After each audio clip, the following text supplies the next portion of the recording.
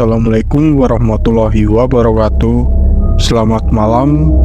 Kembali lagi dengan saya Rama di Ruang Sunyi. Untuk kisah yang akan saya bawakan kali ini yaitu kisah yang berjudul Penghuni Alas Roban. Sebelum masuk ke ceritanya, tarik selimutmu, matikan lampu kamar. Dan seperti apa kisah kali ini, langsung saja simak ceritanya. Di sebuah desa terpencil yang dikelilingi oleh hutan yang lebat, terdapat sebuah cerita yang menyeramkan yang berkembang dari mulut ke mulut.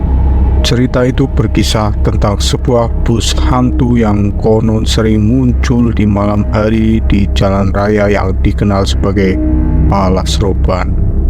Alas Roban adalah jalur yang melewati hutan tua dan kabarnya dihuni oleh roh-roh jahat. Penduduk setempat selalu memberikan peringatan kepada orang-orang agar tidak melewati jalur tersebut pada malam hari, terutama jika mereka melihat bus yang tampak terlalu tua dan usang. Suatu malam, sekelompok teman muda memutuskan untuk mengabaikan peringatan itu. Mereka merencanakan perjalanan ke kota tetangga untuk menghadiri sebuah acara.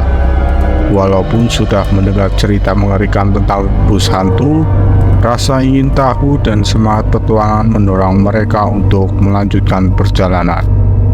Saat bus hantu tersebut muncul, awalnya mereka tidak menyadarinya. Lampu-lampu yang redup membuat bus tampak seperti bayangan di tengah kegelapan hutan. Namun, ketika bus mendekati mereka, suasana menjadi tegang. Bus itu tidak memiliki penumpang dan jendela-jendela terlihat kosong.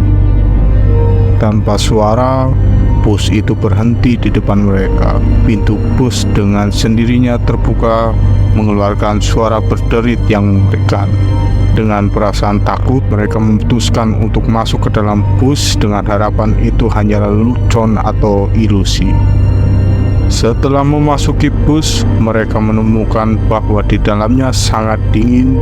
Lampu-lampu temaram hanya menyoroti bangku kosong. Tak satupun dari mereka berani duduk di dekat jendela, takut melihat sesuatu yang tidak seharusnya terlihat. Bus itu kemudian melaju dengan sendirinya melewati hutan yang gelap. Suasana semakin mencekam karena tidak ada suara kecuali mendengar suara bisikan dan tawa jahat di belakang mereka. Dengan ketakutan yang melanda, mereka berusaha untuk tidak panik. Mereka melihat bayangan-bayangan misterius bergerak di sekitar mereka. Beberapa di antara mereka merasa ditarik ke arah kursi kosong, seakan-akan ada sesuatu yang tak terlihat ingin menyentuh mereka.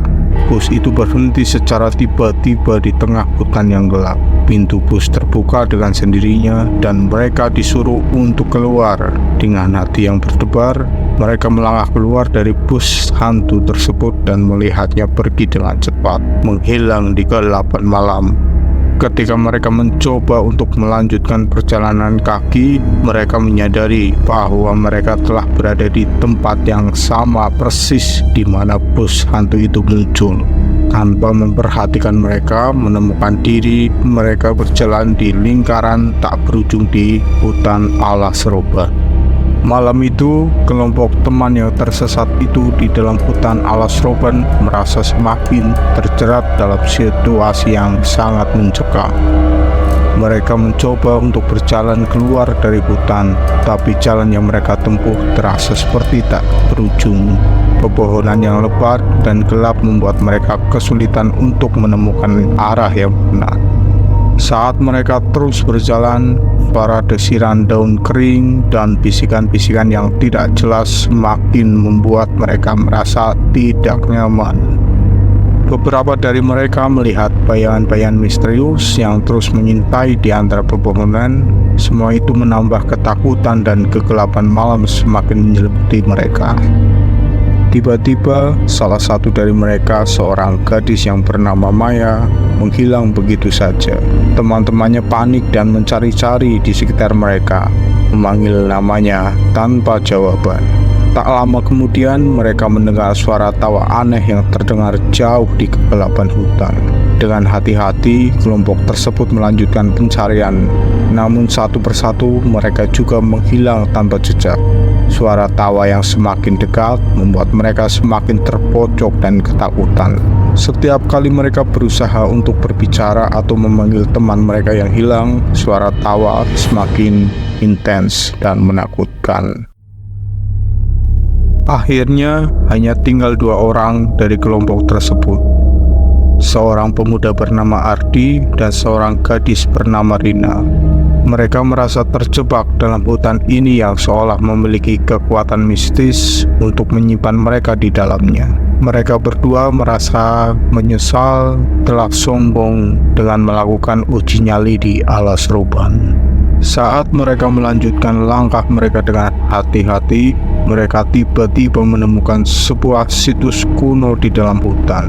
Pohon-pohon yang tertata rapi di sekitar situs itu membuat mereka merasa seperti berada di tempat yang sakral.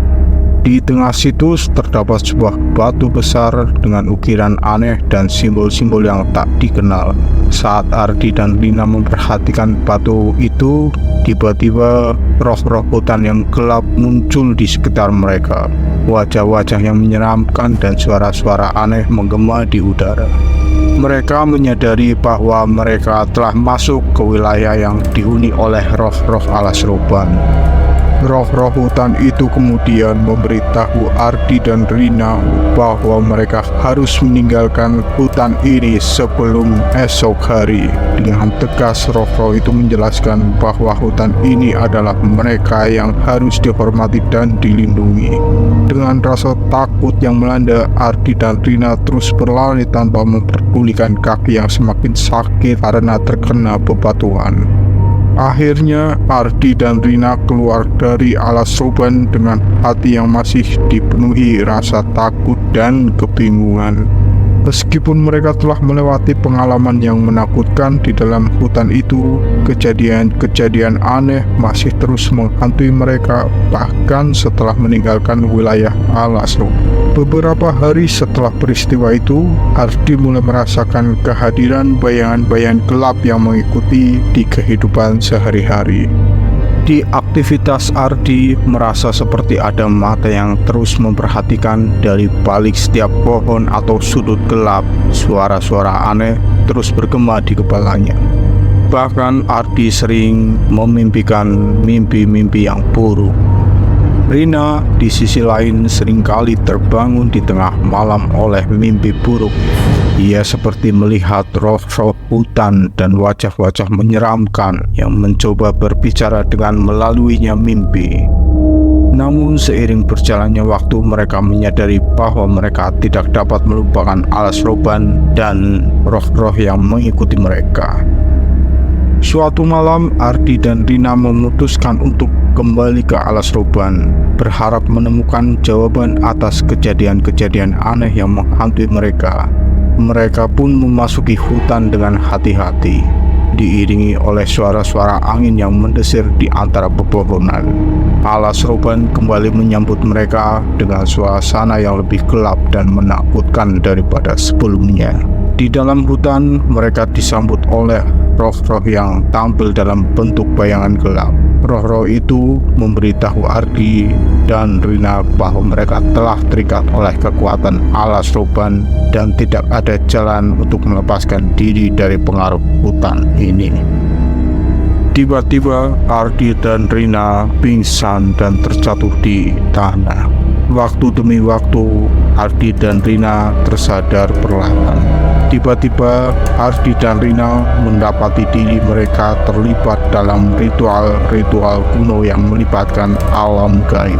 Mereka menjadi perantara antara dunia manusia dan roh-roh yang mendiami alas Ruban. Di sekeliling dalam ritual itu, Ardi dan Rina dikelilingi oleh puluhan pocong yang terdiam. Bagaimana kisah selanjutnya Ardi dan Rina? Apa mereka masih hidup atau menjadi penghuni tetap alas Ruban? Simak terus kelanjutan petualangan Ardi dan Rina selanjutnya.